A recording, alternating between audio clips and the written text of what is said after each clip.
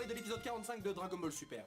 Dans cet épisode, nous avons donc le résumé et l'historique par rapport donc à ce liquide très étrange qui a volé la puissance de Vegeta. Bon. Premièrement, on apprend donc que ce liquide à la base donc venait effectivement à la base était étudié donc par les habitants de la planète Pot-au-Feu. Voilà, et pour évidemment contrer les envahisseurs qu'il y avait sur la planète, je ne sais pas pourquoi, peut-être c'était des envahisseurs qui étaient là pour chercher autre chose à la base, j'en sais rien en fait. Quoi qu'il en soit, c'est tôt au final après avoir pris la force de ces envahisseurs est également devenu maléfique, hein, à force d'avoir justement pris possession de leur corps, ils ont également réussi à créer en ce liquide le mal, hein, ils ont créé une... c'est le mal, c'est comme justement Kami-sama quand il est arrivé sur Terre. Il était donc pur, gentil, comme tous les Namek à la base, mais au contact des humains, le vice a germé en lui. Ce qui fait qu'il s'est séparé en deux entités. Ici c'est plus ou moins la même histoire, en fait c'est genre le liquide est devenu maléfique en soi, hein, considérant donc qu'il a une conscience propre, il a même un doubleur propre, si j'ai bien compris aussi. Et quand je dis doubleur c'est Seiyu, mais bon je vais y revenir un peu plus tard. Et donc ce liquide est devenu mauvais, donc ce qui fait que par la suite il a donc été enfermé, scellé, puisque tous les habitants de la planète ont mis au point un plan pour pouvoir justement la sauver, puisque le liquide aurait pu envahir l'univers. T'imagines le liquide tomber sur Beerus ou quoi, c'est vrai que quand il repense, ça aurait pu être très dangereux. Et donc si j'ai bien compris, en fait tous se faisaient posséder comme ça, et en fait ils se sont tous suicidés, et ont tout détruit sur la planète, parce qu'on voit qu'il y avait de la civilisation, la planète était un peu plus vivace comme ça, et par la suite elle est devenue un véritable désert comme celle qu'on connaît dans cet épisode-ci. Et on dirait pas hein, comme ça, mais cette scène-là, je la trouve relativement trash, slash violente, quoi. Donc du coup, c'était plutôt pas mal, je trouve ce genre de petite histoire comme ça. C'est assez triste aussi de se dire que le mec est le dernier survivant jusqu'à ce qu'on le voit faire sa petite pause de... j'allais dire de biatch, mais sa petite pause, quoi. Bref. Et donc le liquide a bien évidemment volé donc toute la puissance de Vegeta. La question que je me suis posée c'est est-ce qu'il a volé définitivement ou pas la force de Vegeta? Une question au final inutile puisqu'on comprend qu'à partir d'un certain moment, les originaux donc qui ont leur puissance volée disparaissent au bout d'un moment. On voit carrément Grill et sa bande disparaître justement. Et Vegeta donc avait 3 à 5 minutes soi-disant. Mais encore une fois vous connaissez le théorème de Vegeta, théorème de Freezer pardon. Vous connaissez le théorème de Freezer, genre 1 minute c'est un épisode, 3 minutes c'est 3 épisodes, vous connaissez, hein, je vais pas vous le représenter le théorème de Freezer. Voilà, c'est un peu la relativité à la Dragon Ball Z, tu vois, il faut pas se casser la tête, se dire 3-5 minutes, c'est bon, ils ont le temps jusqu'à la fin de l'arc pour récupérer la puissance de Vegeta. Bref, donc du coup ils se mettent en route pour aller péter la gueule au liquide, mais on voit entre temps que prendre possession évidemment de la force des personnes, bah ça implique aussi qu'ils prennent possession un peu de l'esprit de la personne, en faisant carrément un sosie, un double complet, c'est comme si t'étais vraiment toi et une copie complète de toi, à part l'apparence. Et donc ce Vegeta, on voit qu'il a hésité à un moment donné, quand l'autre Grill qui était possédé, lui a dit ouais vole la puissance du garçon en désignant Trunk, ouais vole lui la puissance, Vegeta donc hésitait. Et donc je me suis dit, après avoir entendu, ouais, ils ont le même esprit, enfin la même mentalité et tout, les mêmes souvenirs aussi, je me suis dit, ah bah il veut pas frapper Trunks parce que c'est son fils, enfin il veut pas lui voler sa force parce que c'est son fils. Mais en fait non, c'est juste parce que Vegeta dit, ouais mais moi j'aime pas voler la force des autres. Je me suis dit, ok, moi qui suis con, je me suis dit, c'est vrai que Vegeta, à plusieurs reprises dans Dragon Ball Z, avait pété la gueule à son fils pour l'entraîner, donc voilà, lui faire un peu de mal, pourquoi pas, mais... je me suis embrouillé un peu pour rien sur le coup et ça m'a fait un peu rire, mais soit. Donc du coup, Goten et Trunks fusionnent pour péter la gueule à ce Vegeta, et là je me suis posé une autre question. C'est à quelle hauteur de puissance justement ce Vegeta se trouve-t-il? Est-ce qu'il a la force d'un Super Saiyajin Blue en restant là comme il est? Ou est-ce qu'il peut genre se transformer, avoir une aura pour comprendre quand il s'est transformé? Parce que là il a volé la force de Vegeta quand il était en forme normale. Est-ce qu'il a volé donc toute sa puissance? Et on comprend donc par la suite que oui. Mais là il y a un autre problème. C'est que juste après donc t'as Goku qui arrive. Et donc il comprend rien à la situation, comme d'habitude c'est un couillon. Et donc il dit ouais voilà, donc il a toute la puissance Vegeta et tout, est-ce que je dois me donner à fond, voilà, un combat à voir avec Vegeta c'est cool. Ok. Et donc je me suis dit déjà un truc, c'est que Vegeta, là est plus fort que Gotenks. Ok. Ça suppose donc qu'il utilise toute sa force. Parce que dans l'épisode, et dans le preview de l'épisode suivant, on voit Goku et Vegeta combattre, et donc là qu'ils doivent se mettre et combattre sérieusement. Donc si Vegeta, là, dans sa mentalité, qui veut justement combattre, enfin le double Vegeta, copie Vegeta, on va l'appeler comme ça, veut combattre Goku full power, et ben il combat full power. Et le full power de Vegeta, c'est le mode Super Saiyajin Blue. Donc techniquement, si Vegeta en mode Super Saiyajin Blue, l'équivalent en tout cas, combat Goku, Goku, pour tenir tête, va devoir aussi se transformer en Super Saiyajin Blue. Ce qu'on ne voit pas. Donc ça supposerait que le Vegeta qui a combattu Gotenks était le Vegeta Super Saiyajin Blue. Normalement oui, parce que ça voudrait dire que le Vegeta à forme normale serait plus fort qu'un Gotenks Super Saiyan 3. Ce qui, comme ça, on dirait pas, a l'air inacceptable ou un peu fou, mais en soi, ce serait tout à fait logique, en fait, au vu de l'entraînement qu'ils ont fait. Oui, donc c'est pour ça que je me posais la question quel niveau ils avaient, le Vegeta, le copie Vegeta là, quel niveau il avait, parce que là il est techniquement full power, la même puissance que Super Saiyan Blue Vegeta, vu qu'il a pris toute sa puissance. Vous savez, c'est compliqué, hein, mais c'est des questions comme ça. Donc à la fin ils ont un petit échange rapide comme ça, bon pas rien de vraiment sérieux, c'était juste pour se dire salut quoi. Et donc dans l'épisode suivant, dans l'épisode prochain qu'on aura, on va vraisemblablement donc voir leur véritable combat, qui sera, j'espère, bon, je m'attends pas non plus à du Goku vs Hit, hein, je l'entends bien, mais j'aimerais quand même voir un truc sympa, c'est quand même du Goku vs Vegeta. Je sais que ça, c'est vrai, c'est Goku vs Copy Vegeta, mais ce Copy Vegeta a la même puissance que le Vegeta qu'on connaît, donc voilà. Et puis le Vegeta, donc on voit qu'il commence peu à peu à disparaître. Et dans le preview justement on entend dire que voilà Vegeta encourage son double à lui à péter la gueule à Goku, mais ça signifierait en gros que lui disparaît. Et donc ça m'a fait marrer un peu que la fierté des Saiyans vienne s'entremêler et vienne ruiner les plans de l'autre copy grill, puisque le copy grill à côté, c'est bizarre de dire ça, s'est fait exploser la gueule par le copy Vegeta qui en avait marre d'écouter ses ordres, etc. Mais on voit que celui-ci est encore en vie sous une forme liquide et poursuit justement Trunks et Goten pour leur voler la force. Alors, par rapport à cet épisode, donc je me dis c'est plutôt sympathique, on a de l'historique, on a un peu d'histoire, est-ce qu'il y aura une implication, un lien avec l'arc qui va bientôt arriver, ce qui est possible, ou peut-être pas. Et je crois qu'il nous reste encore un épisode, l'épisode de la semaine prochaine, qui est le dernier avant l'arc suivant. Si j'ai bien compris, oui ça doit être ça.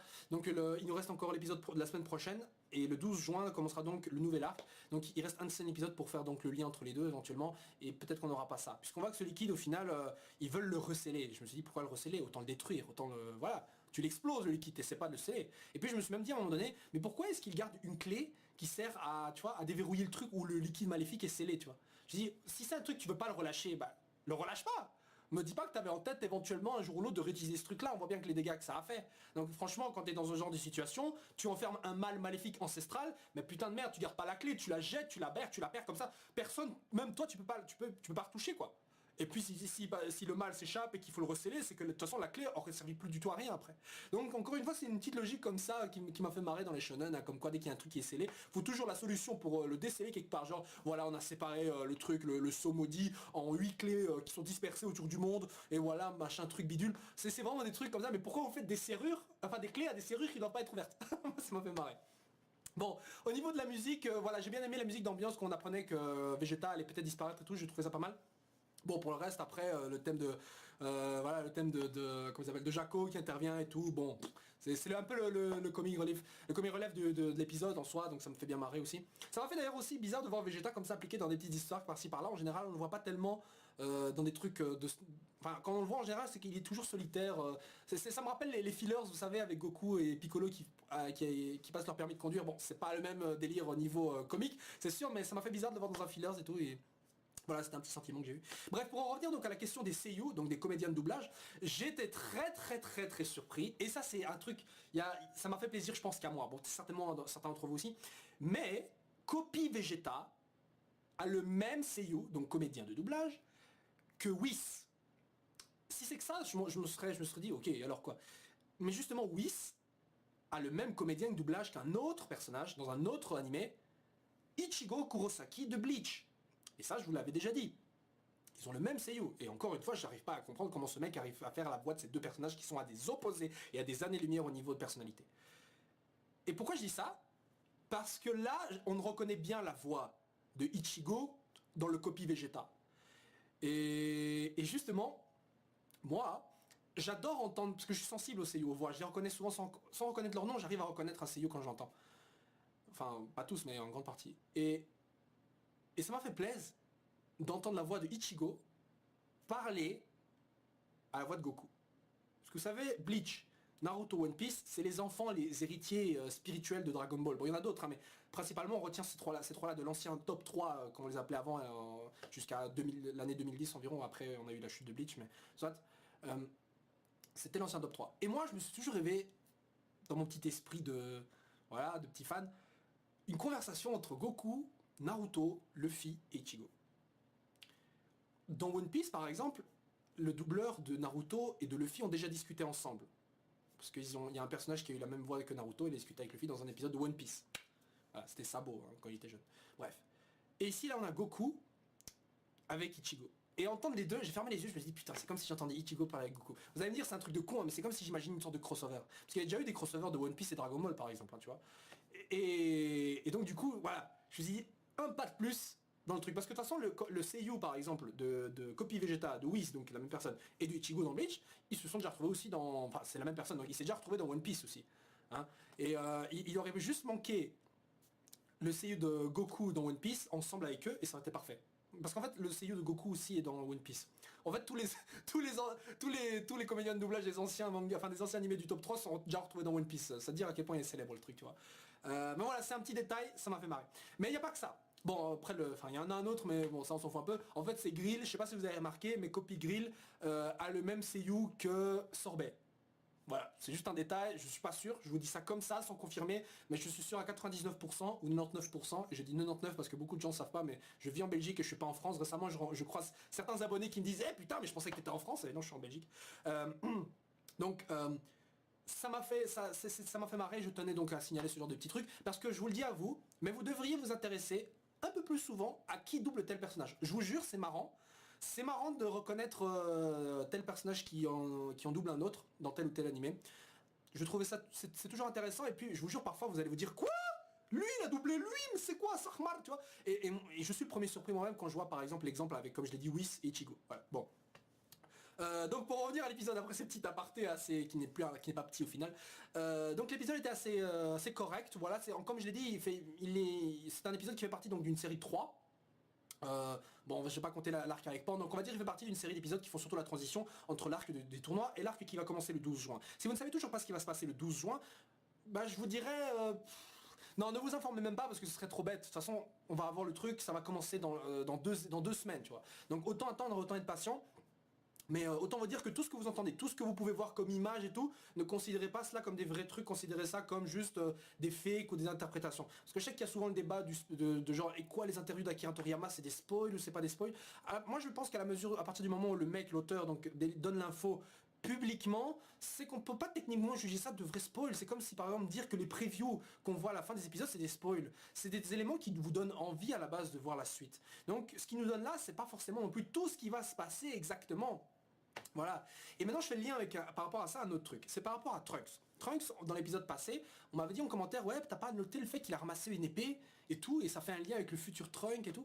Et j'ai envie de dire pourquoi vous êtes surpris de voir cela. Parce que c'est pas la première fois qu'on voit un Trunks s'intéresser par des épées. On l'a même déjà vu, on a vu ça dans l'attaque du dragon, l'épée de Tapion, bon ça fait pas partie de la continuité de la série, c'est pas vraiment canon l'attaque du dragon, même si ça aurait pu être, hein, niveau temporalité, ça aurait très bien pu l'être. Mais on a déjà vu s'intéresser à des épées. Et justement, je voulais répondre à une question qui revenait assez souvent. D'où vient l'épée de Trunks?